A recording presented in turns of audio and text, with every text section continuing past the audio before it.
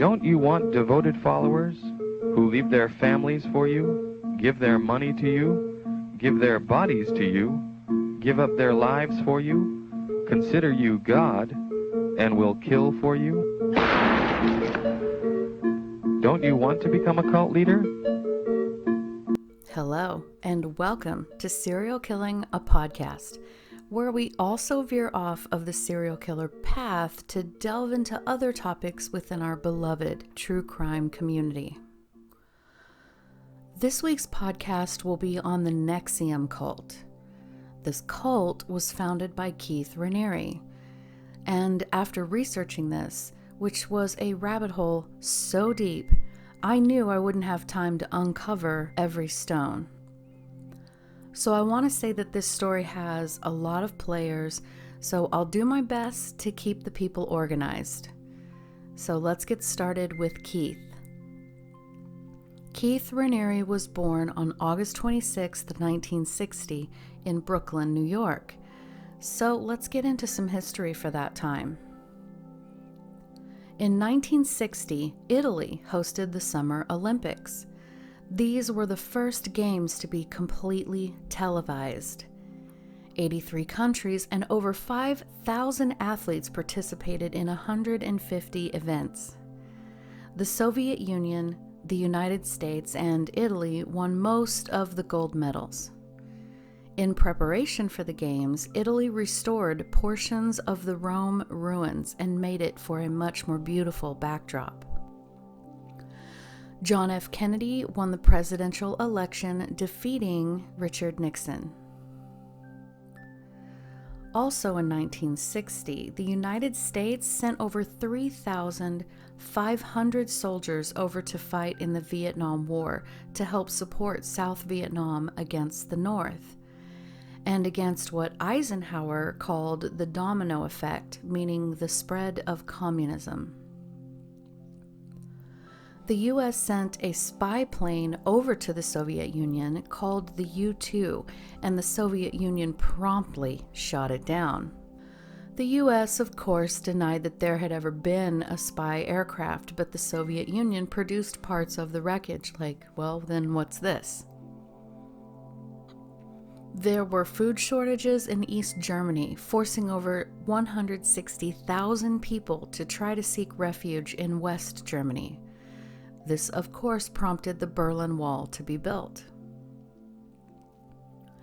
Chile experienced one of the most intense earthquakes on record, actually creating a tsunami. In Sri Lanka, they elected their first female prime minister. The Central African Republic gained its independence from France. And then the movie Psycho premieres, produced and directed by Alfred Hitchcock, and was nominated for 4 Academy Awards. Keith Raniere's parents were James Raniere and Vera Oshipko. They married in 1955 in Manhattan, New York City. James Raniere was a New York City advertising executive, and he was successful. Vera was a ballroom dancing instructor. According to one source, James stated that Vera, quote, drank more than she should have, unquote. It also said that Keith himself described his own mother as an alcoholic. But interestingly, I found another article where James was interviewed and stated that Vera was not an alcoholic, and in fact, he indicated she was an excellent mother. When Keith was 5 years old, the family uprooted from Brooklyn and moved to Suffern, New York, which is kind of in the bottom eastern corner of the state, but not quite on the island of New York, New York. They wanted Keith to have access to a better education. At 8 years old, James and Vera divorced. Keith received a Waldorf education, which is based on the educational philosophy of Rudolf Steiner. The school's approach to teaching was to develop the children's intellectual, artistic, and practical skills in an integrated and holistic manner. It's the cultivation of the child's imagination and creativity that is important. Teachers have a lot more say in what is developed in the curriculum. Some notable people that went to Steiner schools are Annie Lennox, Sandra Bullock, and Jennifer Aniston. Keith's father, James, spoke about he and Vera told Keith regularly, quote, how gifted and intelligent he was, unquote. Keith would later go on to say that, listening to his parents tell him that often enough, that a sort of switch went off in his mind. Keith would later describe that suddenly overnight he thought of himself as like Jesus, and he was far superior to everyone, like he was sort of a deity. He said this light came into his mind, this moment, this epiphany went straight to his head. He then went on to a public middle school, and one day he was listening in on a conversation that a girl was having when she had given out some of her sister's personal information. She was gossiping her sister's business. Keith overheard it, then told her, quote, you know, it's like I have this little bottle of poison I can hold over your head. I just don't think your parents or your sister would be very happy if I told them, unquote. And supposedly he would even call this girl on occasion and say, you know, little bottles, and then hang up. Around 13 years old, Keith had a sort of epiphany where he was this enlightened being. He began relationships with many, many girls, and these girls would call his house, and Vera would overhear him telling the girls things like, you know, I love you, you're the special one, you're important, you are the only one in my life and I love you, unquote. Only he was saying this to dozens of girls, nearly verbatim. And make no mistake, the girls loved every bit of it. Former female classmates actually spoke about Keith, saying he was bright, charismatic, handsome though not terribly tall. But underneath that, he had a deep resentment for girls and women because he was regularly rejected by them after his charms wore off in his youth. He had a need to be adored and came off as arrogant and needed to prove how smart he was. One classmate named Tracy said, quote, his ego was through the roof. There were after-school times, I guess Keith was waiting to be picked up, and he was in his martial arts outfit and would do all of his moves in front of others trying to impress them, unquote. And in the same breath, he was also described as a loner for the most part and wasn't really very popular in high school, nor did he really identify with any of the different social groups within school. But when classmates would interact with him, he would go on and on about how far superior he was at math than the rest of them. He wanted to be worshipped and envied and started becoming visibly pathological. It was around this time that Keith reportedly read Isaac Asimov's mind control themed book called Second Foundation. The book is the third in the Foundation series about, quote, the mule who uses his ability to control emotions to conquer much of the galaxy, drawing, quote, vast swaths of planets into his union of worlds. Keith would later say that this book partially inspired his work with NXIVM. Keith went to Rockland County Day School in Congers, New York, and graduated in 1978, 2 months shy of his 18th birthday. And that's all I could find about his childhood. So I'm not actually super familiar with Rudolf Steiner and the Waldorf schools, but it is interesting to me. I'm going to look into it. Our current education system in the U.S., I think we can all agree, does need some serious revamping, in my opinion at least.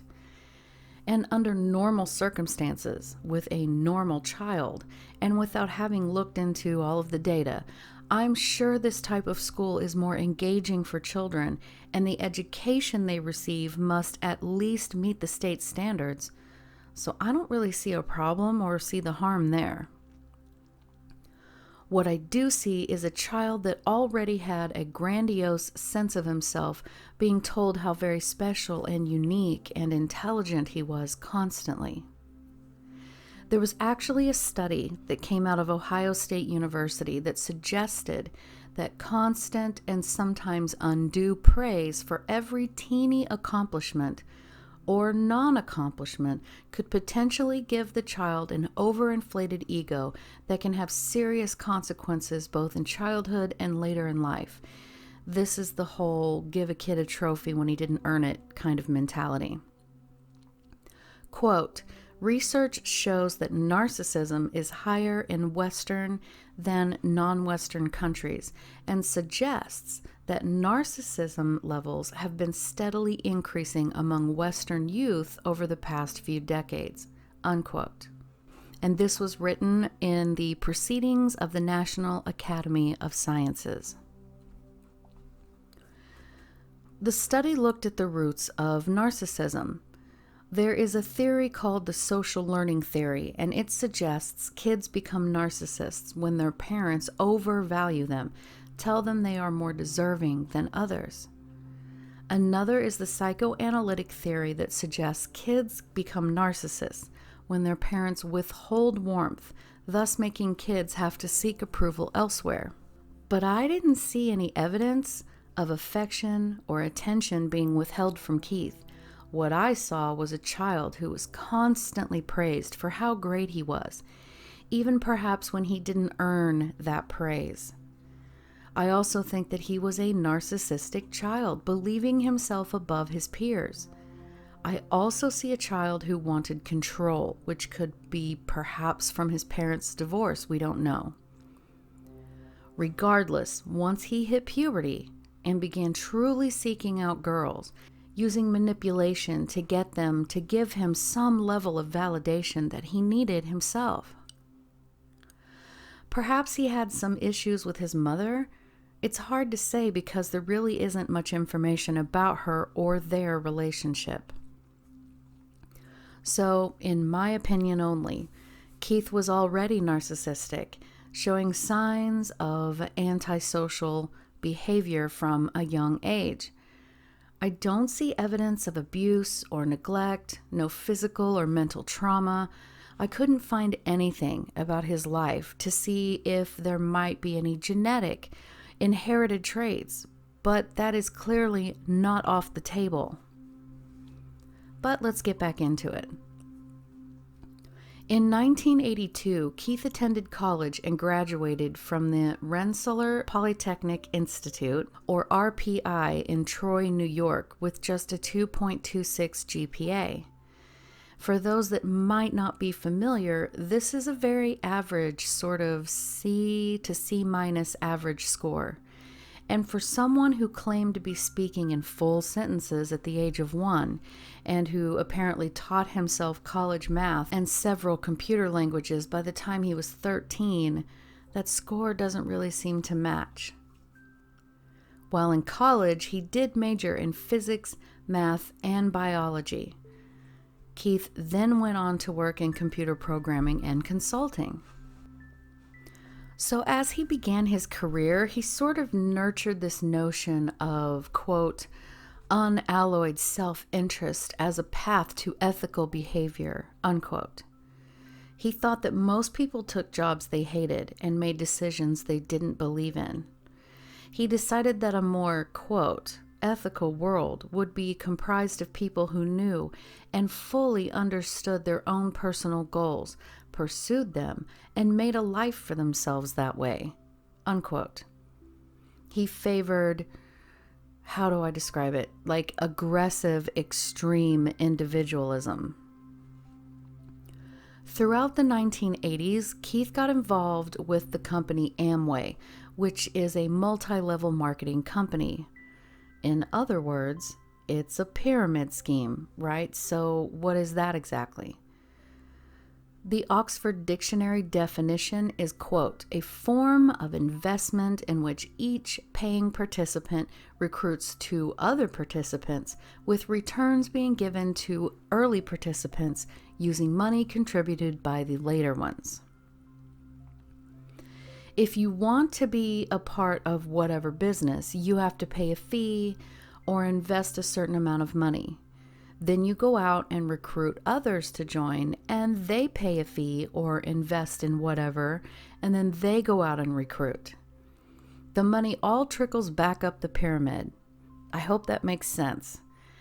Oh, and in most of the world, pyramid schemes are illegal. And not only was Keith fascinated with and involved in Amway, he was also curious about Scientology and neuro-linguistic programming, which is a pseudoscientific approach to communication, personal development, and psychotherapy. Neuro-linguistic programming, its creators claim that there is a connection between neurological processes and language, along with behavioral patterns learned throughout life experiences. They believe that these can be changed to achieve specific goals. The creators claim that, sometimes in as little as a single session, they can treat problems like depression, phobias, the actual need to wear glasses, allergies, viruses like the common cold, and even learning disabilities and so on. So in 1984, 24-year-old Keith met 15-year-old Gina Melita in a theater group, and the relationship became sexual quickly. He was 24, she was 15. But once they split, Gina introduced him to her friend, also named Gina Hutchinson, who was also just 15 years old. Hutchinson's sister once caught Keith climbing through Gina's window and confronted him, knowing that 1, him sneaking through the window was wrong, and 2, he was way too old for her sister. His excuse was that Gina was, quote, a Buddhist goddess meant to be with him, unquote. Keith got into her head to the point that Gina dropped out of school to be with Keith, and, he said he would tutor her. In 1988, Keith states he became a member of the Mega Society, having scored one of the highest scores amongst members of the group. The Mega Society is a high IQ society open to anyone who scores at the, quote, 1 in a million level, unquote, on a test of general intelligence. But before anyone gets excited, this test has not been professionally designed or validated. Higher scores are subjective at best because there isn't sufficient evidence or numbers of test subjects to show normalized standard statistics. And the Mega Society's test is specifically described as a non-standardized test. So don't get too terribly excited that the Guinness Book of World Records actually identified Keith and a few others as the highest scoring members of this group. In the late 80s and 1990, Keith founded his own pyramid scheme, or multi-level marketing company that he called Consumers Byline Incorporated. It was based out of Albany, New York, and it promised lucrative commissions to old customers if they recruited new ones. He traveled the country extensively, promoting discounts on groceries and dishwashers and even hotel stays and vacation packages, according to Forbes.com. He would facilitate seminars that thousands of people attended who were pumped and profit hungry. One former employee of Keith's described him as a, quote, mythological figure, unquote.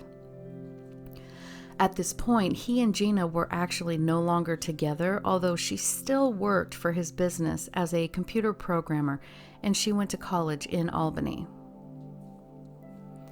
At one of these seminars, Keith met Tony Natali, who quickly rose through the ranks and became one of the top sellers of Consumers Byline along with her husband. The couple had a young son. The inevitable affair ensued, and Toni moved herself and her son to Clifton Park to be near Keith, and then her marriage ended. She stated that he has a gift of making a person feel really special, feel like they are really heard, that they have his full and uninterruptible attention, that they are special above regular people, and, so on. So Toni and Keith dated for 8 years, and she even appeared in commercials for his business. And Toni wasn't the only one, because at this point he had several women in his little inner circle that most sources refer to as his harem, and they all knew that he was not faithful to any of them, and they were fine with that. Now, of course, Gina was terribly jealous of Toni and the others, but one of the women was overheard saying, quote, "Gina doesn't own Keith's penis," unquote. Still, Keith was able to reel her back in, stating he had decided to become a celibate renunciate, denying himself sex and all other worldly attachments, and that was a big draw for Gina.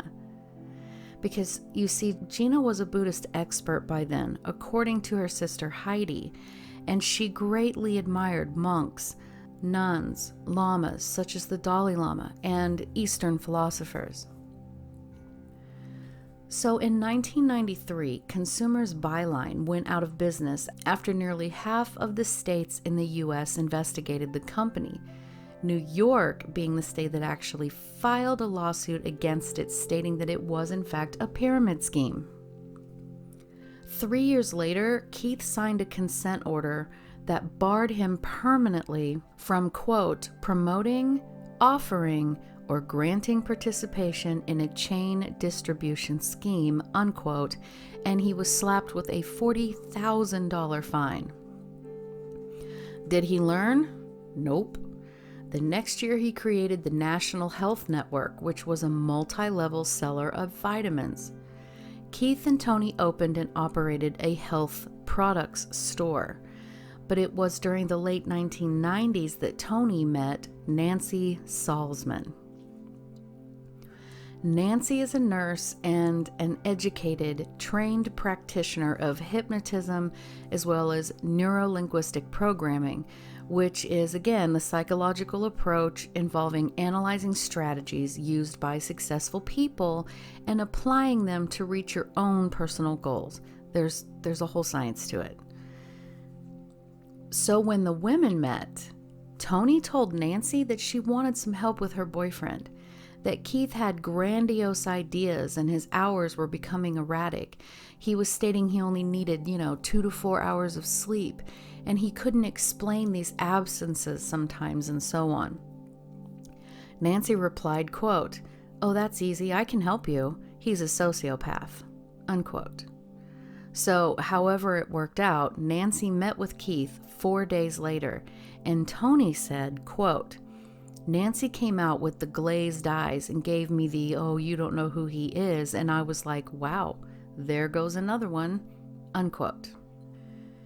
Now, together, Keith and Nancy founded the Executive Success Program, or ESP, which was a personal development company that specialized in self-improvement.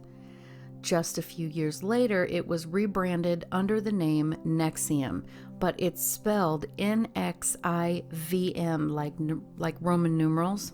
Although Nancy had also lent Toni $50,000 for their business, Toni and Keith's health store went bust, which, by the way, was solely in Toni's name. Keith took Nancy's side as court battles ensued. Toni and Keith split up, of course, and Keith started sending Toni these weird random specific passages from John Milton's Paradise Lost, and even drew a diagram that plotted her life and said she was, quote, "in danger of careening down a pride barrier to a dream death line," unquote. So, during this time, Keith was also sort of experimenting some of his ideas on altering the mind and thought patterns and so on on Gina, who had begun working for NXIVM. He used things like horror movies, past life regressions, street theater, art, and gaslighting, which is how people manipulate another person to get them to question their own sanity. He would also do strange things with her, such as setting her up with homosexual men to take her, quote, dirty dancing to work on her fears about intimacy, which of course all began with Keith, and this is all according to Gina's sister. NXIVM is a self-described American multi-level marketing company, aka pyramid scheme, who offers personal and professional development seminars through its Executive Success Program. There is a website directly connected to the NXIVM name, but I don't believe that it's its official site. That appears to be shut down, though don't hold me to that. It just wasn't immediately available when I was doing my research. Keith advertised NXIVM as having its main emphasis on people experiencing more joy in their lives. And that's not a bad thing, right? During these seminars, students were to call Keith Vanguard and Nancy Prefect. Keith apparently chose the name Vanguard due to his favorite arcade game, in which the, destruction of one's enemies increased one's own power. Keith stated that he and Nancy had these titles because Keith was the leader of the philosophical movement and Nancy was his first student. They began recruiting for their, quote, company, and I'm using my huge air quotes here, and by the early 2000s, nearly 4,000 people had taken part in these seminars or classes. Even famous people were getting involved. Keith was interviewed by reporters on television. It quickly became a very big deal, including drawing the interests of the Seagram's heiresses, the daughter of the former Mexican president, former Surgeon General Antonia Novello, and actress Linda Evans. But apparently the actual training wasn't revealed until people signed a non-disclosure agreement. That's right, folks. You want in, you have to sign a non-disclosure. Okay, so Keith is now running, along with Nancy, a new, basically alleged pyramid scheme, which is now widely and hugely successful, selling his ideas and recruiting others to recruit more people and so on. His ideas sound like, to me anyway, to be thought-altering and cult-like, and some of it even sounds exactly like Scientology because there's talks of suppressive people and so on. He also has a bunch of women that he keeps for himself who have sworn to not sleep with anyone else but him. He's fresh out of a relationship with Tony. He's still toying with Gina, who he has strung along for years at this point. Okay, so Keith still messing with Gina. He was trying to, quote, swap out the first past life reincarnation where she was a Buddhist goddess to that of Simone de Beauvoir. So who is Simone? Well, Simone was born in 1908 in Paris, France. She was a writer, an intellectual, a political activist, a feminist, social theorist, and existentialist philosopher. Existentialism meaning a philosophical theory or approach which emphasizes the existence of the individual person as a free and responsible agent, determining their own development through acts of their free will. There's a whole story to this woman, but very long story short, she was advocating lowering the age of sexual consent in France to just 12 years old. Gross. In October 2002, Gina was found dead from an apparent self-inflicted gunshot wound to her head on the grounds of a monastery in Woodstock, New York. Now, her sister states there were 2 rifles at the suicide scene, and she put the word suicide in quotations. Supposedly, when Keith found out, he stated that he was shocked and that he hadn't seen Gina in months, if not years, and that he might have been able to save her. Her sister states that's a lie, that he had seen Gina very recently. But NXIVM was so successful that it began to expand out of New York into Seattle, Boston, several cities in Mexico, Anchorage, Alaska. Former members of this group stated that they began to see things like how meetings would begin with a very specific hand clap. They would then discuss things like the face of the universe or control, freedom, and surrender. Now, depending on what level you were within NXIVM, you got to wear a different color scarf. They called people who created their own problems parasites who just wanted attention, and suppressives who knew that NXIVM was good but wanted to destroy it.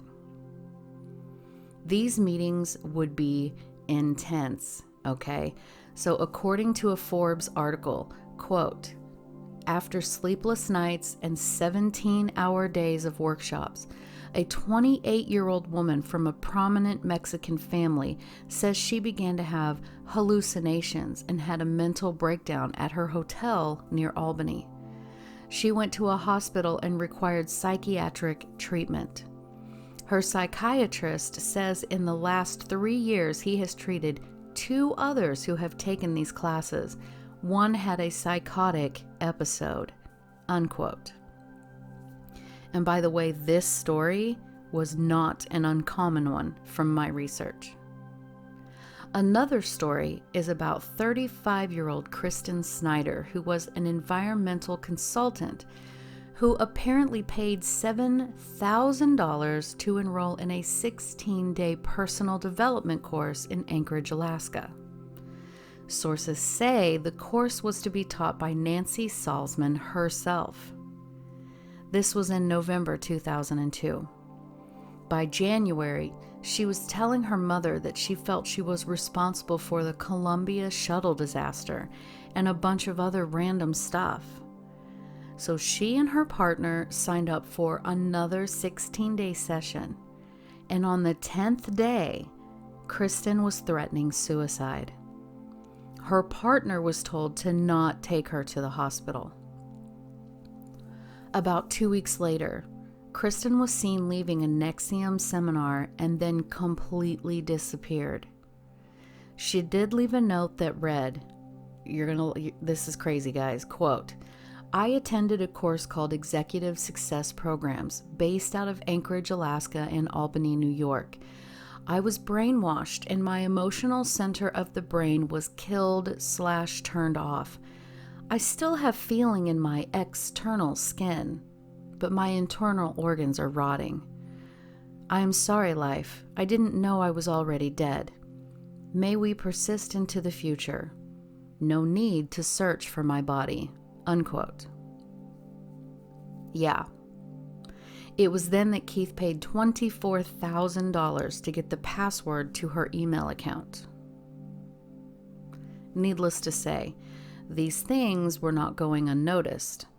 Cult investigator Rick Allen Ross was able to get his hands on NXIVM's handbook and published parts of it on his website. Ross had a psychiatrist evaluate the manual, and the report from that stated the regimen was, quote, expensive brainwashing, unquote. NXIVM, of course, sued Ross, but it was later dismissed. In 2003, Forbes published a sort of expose on NXIVM, which was not the positive affirmation the members of the group had thought it would be. One person interviewed flat out said that they thought it was a cult, and since his 2 daughters had joined the group, he hadn't been able to speak to them in months. Want to know why? Well, Keith, how do I say this? Keith had for years been envisioning for himself thousands of, quote, slaves. He began this inner circle with NXIVM that he called DOS, which is this whole thing, but loosely translated to mean master over slave women. As the master of this inner circle, Keith began preaching that men were inherently polyamorous, that there was a biological need for that, but that women were inherently monogamous, and that they needed to just accept that. Now, we already know that Keith had a harem of women. One even gave birth to his son in 2007. But these slaves were special to him because, according to multiple sources, Keith sexually preferred his women to be exceptionally thin. One ex-member stated in a court filing that most of the slaves were assigned to and expected to adhere to extreme, low-calorie diets, and they had to document everything they ate. They were assigned tasks, and if a slave didn't complete them, they were physically punished, either with a whip or a paddle. Keith even kicked one woman while she was down on the floor because she was acting, quote, prideful. And why did these women stay? Well, Keith would use his powers of persuasion and talk these mostly rich women, but women into divulging their secrets, and he would talk them into taking nude photos and whatever he had to do, and then use that as blackmail later to make them stay. So then, I'm sure most of you remember the CW television show Smallville about young Superman, right? So the girl that played Chloe Sullivan, she's an actress named Allison Mack, and she was on that show. And after 10 seasons, in 2011, the show was canceled. She was now 28 years old and didn't have another role immediately presented to her. At some point, she met Keith and he began mentoring her, according to an interview that she gave Fine magazine. He told her that she should try going into theater, and she did appear in a play called Red Velvet. Now, while on the outside it appeared Keith was just sort of advising her to help her along with her life and career, which is nice, what he was really doing was bringing her into his inner circle of slaves. She was brought in along with another actress by the name of Nikki Klein, and Nancy Salzman's own daughter testified that both actresses were married to each other in 2017 and had a sexual relationship with the leader. So these women, these slaves, were required to get branded. Yes, branded. As in like cattle with a cauterizing pen. He would have them branded with a symbol for his name on their lower abdomen, just out of sight below the waistline of, say, jeans, like just right above the pubic area. At least this is where I saw the branding on a couple of women who showed their scars. Oh, and it gets worse. Nancy Salzman's daughter was helping recruit young women and stated that the group was in the beginning stages of building a dungeon in a basement of a, quote, sorority house owned by a Mexican media heiress, who was also one of the original DOS slaves. There were plans, apparently, to have a cage built down in this dungeon. Oh, and there was a DOS rulebook as well. Some of the rules were things like, quote, your sole highest desire must be to further your master, from whom all good things come and are related. The best slave derives the highest pleasure from being her master's ultimate tool. It doesn't matter what the command is. It matters that you obey. It doesn't matter that you understand the command. It matters that you obey. Unquote. And as a side note, there are people who think that this lifestyle is fantastic. So I'm not dogging on the lifestyle. I'm dogging on the fact that these women were unwilling participants after he got blackmail on them. That's what I'm saying. So Keith told Nancy's daughter that she should work toward having 100 slaves under her supervision, and that, now sit down for this, okay? They would work toward eventually electing a DOS candidate to public office. NXIVM members then began donating nearly $30,000 to Hillary Clinton's first presidential campaign. So let that sink in. I'm not trying to be a conspiracy theorist, but you know what I'm saying. So some people began to complain to the Albany County District Attorney, as well as the Governor of New York and the New Jersey Attorney General, demanding a criminal investigation be opened. Then the, quote, secret sisterhood, unquote, aka DOS information was beginning to emerge. TV specials sprang up on like A&E. The Times got involved. Needless to say, Keith fled to Mexico.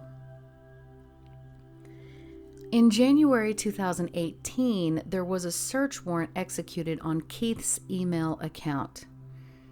After that, an FBI agent filed a criminal complaint against Keith. My assumption is that FBI agent is the one that had to search his email. In March, Keith was found and arrested by Mexican authorities in this luxury villa. They actually interrupted this big, huge group sex thing.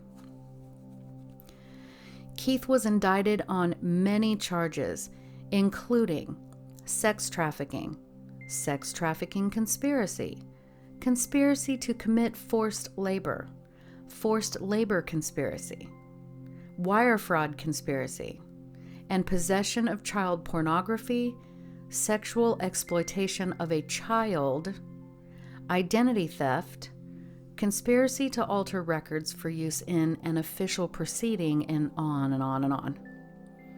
He has been found guilty. Actress Allison Mack was arrested on charges of racketeering, recruiting women for sex slavery. She pled guilty, saying she is prepared to take full responsibility. She's looking at the most 40 years, but she's still waiting for her sentencing. Keith Raniere's sentencing has been postponed out to May 21st of 2020 due to the coronavirus outbreak. He faces 15 years to life in prison, and I hope he gets life. So, what else is there to say? I don't think I need to break this down any further. Keith has been found guilty, so I'm safe to say that he's a horrible, horrible man. Being labeled a sociopath, I think, is most likely accurate, though the woman who said that wound up going into business with him. Thanks for listening.